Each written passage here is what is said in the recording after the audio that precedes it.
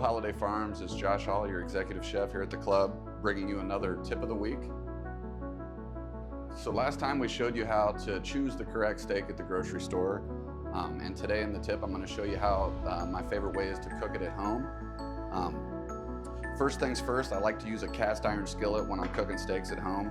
A lot of steakhouses have super high temp char broilers that can give you the nice char. I think the easiest way to duplicate that at home is with a cast iron skillet. So today I'm going to show you how to do that. So the first thing we're going to do is get the steak seasoned and the pan hot.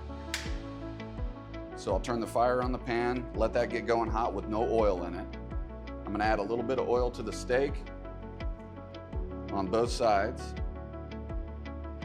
and then just go with a straight seasoned salt. I like to use seasoned salt because of two ingredients that are in it. Other than the salt, obviously, it has a lot of sugar and a lot of paprika. Both will assist in forming a good char on your steak. So once it's seasoned up, we'll put just a little bit of oil in the pan. All right, so once your pan's hot, your steak is good and seasoned, we're gonna put it into the skillet. You wanna hear a nice sizzle. This is starting that char process.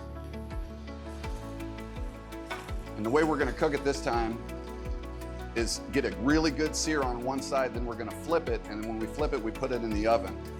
What that does is allows it to cook evenly on both sides.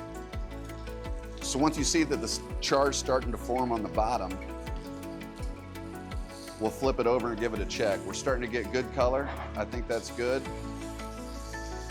Always be careful with the oil. I like to roll the meat away from you so you're not splashing oil against yourself. Once we flip it, we put it in a 400-degree oven.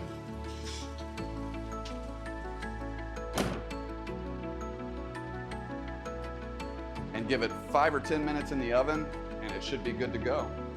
So after about 5 minutes in a 400-degree oven, we're gonna take the steak out. Always make sure you use a hot towel or a hot glove so you don't burn your hand. One of the big ways I like to check whether it's done to my liking or not is I do touch. So I'll feel the steak. The softer it feels, the less it's cooked. The more firm it feels, the more it's cooked.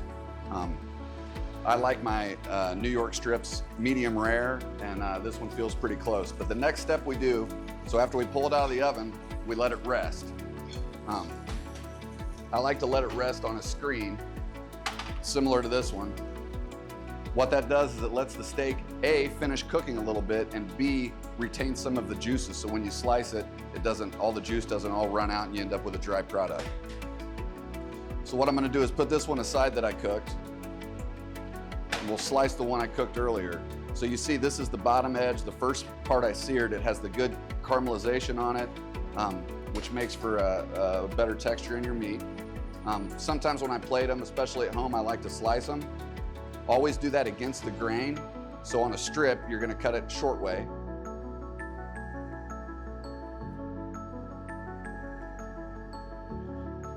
And when you let it rest properly, it's not gonna allow all the juice to run out onto the cutting board or onto the plate.